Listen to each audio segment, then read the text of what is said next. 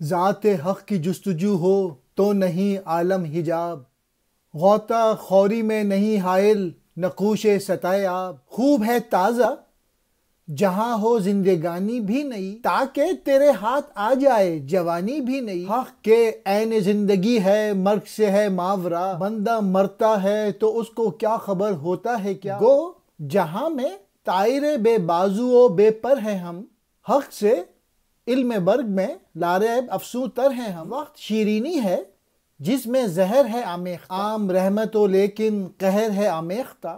قہر سے ویراں نظر آئے جو تجھ کو دشت و شہر، ہے یہی رحمت کہ تو کہہ دے گیا طوفان قہر۔ ہندی کی 9 باتیں۔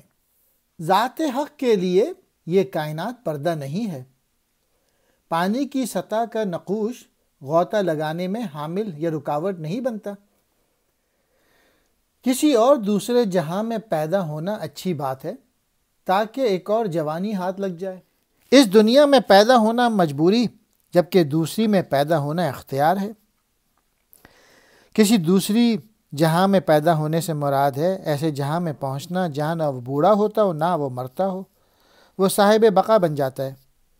ایسی زندگی حاصل کرنے کے لیے کسی صاحب فقر ہی کی طرف توجہ کی جا سکتی ہے جو اس کے طریقے سے باخبر ہے۔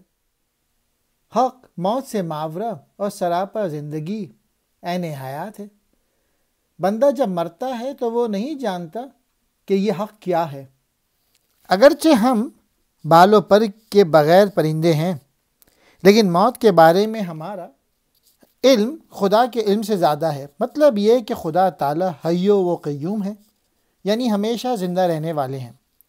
انسان کی موت اس باعث ہے کہ حق تعالیٰ سراپا حیات ہے، اور انسان کو یہ یقین نہیں ہوتا کہ اگر وہ خود میں الہی صفات پیدا کر لے تو وہ صاحب بقا بن جائے گا۔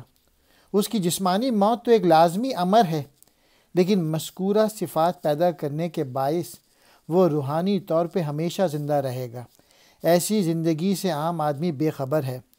چوتھے مصرے کا مطلب یہ ہے کہ جسمانی موت تو صرف انسان کی ہوتی ہے اور کائنات کی ہر شے کو فنا ہے، لیکن اللہ تعالیٰ تو حی و قیوم ہے۔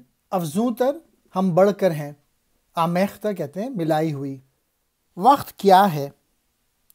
وقت ایک ایسی شیرینی ہے جس میں زہر ملا ہوا ہے، ایک ایسی عام رحمت ہے جس میں قہر ملا ہوا ہے۔ تو شہر اور بیاباں یعنی آبادی اور ویرانے کو وقت کے قہر کی بنا پر خالی پائے گا۔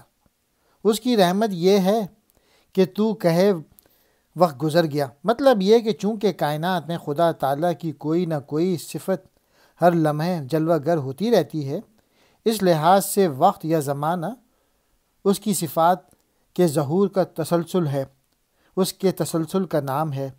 اسی بنا پر حضور اکرم کا ارشاد ہے کہ ارشاد خداوندی ہے، زمانے کو برا مت کہو اس لیے کہ میں خود ہی زمانہ ہوں۔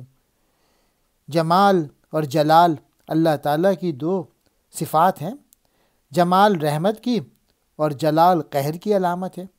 اس لحاظ سے شان جمال رحمت تو آباد کرتی ہے جبکہ شان جلال برباد کرتی ہے۔ اس بنا پر یہ کہا گیا ہے کہ وقت شیریں بھی ہے اور زہر بھی۔ اس کے قہر سے آبادیاں اور بیاباں خالی یا برباد ہو جاتے ہیں، جبکہ اس کی رحمت سے وہ بھر جاتے ہیں یا پوری طرح آباد ہو جاتے ہیں۔ کہتے ہیں ملاوٹ کو۔